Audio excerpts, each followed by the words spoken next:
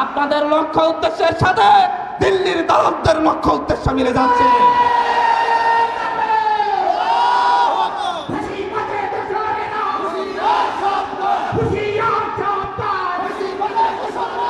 বাংলাদেশের সকল রাজনৈতিক দল ফ্যাসিস্টের বিরুদ্ধে নাহিদ ইসলামের নেতৃত্ব মেনে নিয়ে এই রাজপথে নেমে এসেছিল।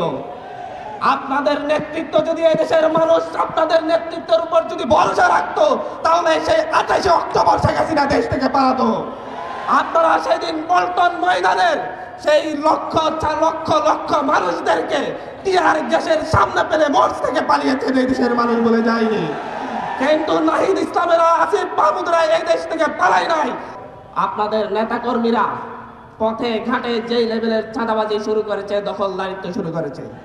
এই কারওয়ান বাজারের প্রতিটি সবজি দোকান থেকে তারা চাঁদাবাজি করছে, এখানকার প্রতিটি রিক্সাওয়ালার থেকে তারা চাঁদাবাজি করছে।